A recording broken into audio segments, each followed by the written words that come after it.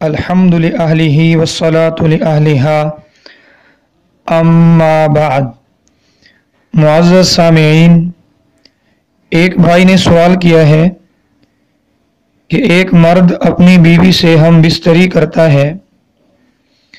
اب ظاہر بات ہے کہ ہم بستری کرنے کے بعد دونوں پہ غسل فرض ہو جاتا ہے، لیکن عورت اس سے پہلے کہ غسل جنابت کرتی، فرضی غسل کرتی، اس عورت کو حیض شروع ہو گیا، اس کے ایام آ گئے، مینسز آ گئے۔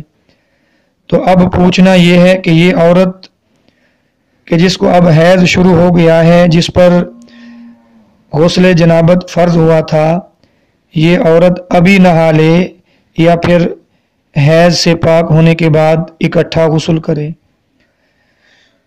تو معزز سامعین، اس سوال کا جواب یہ ہے کہ یہ عورت ابھی نہ نہائے بلکہ اپنے حیض سے پاک ہونے کے بعد اس وقت غسل کرے، کیونکہ جس عورت پر غسل فرض ہوا ہے جنابت کی وجہ سے اور ساتھ غسل سے پہلے مینسز بھی آ گئے، تو اس عورت کا نہانا وہ کسی کام کا نہیں۔ نہائے گی تو مسلسل ناپاک ہو رہی ہے مینسز کے خون کی وجہ سے، لہٰذا ایسی عورت کہ جس پر غسل جنابت گھر والے سے ہم بستری کی وجہ سے فرض ہوا تھا، غسل سے پہلے اس کو حیض آ گیا، وہ فوراً نہ نہائے بلکہ اپنے ایام، اپنے حیض مینسز سے پاک ہونے کے بعد ایک ہی غسل کرے۔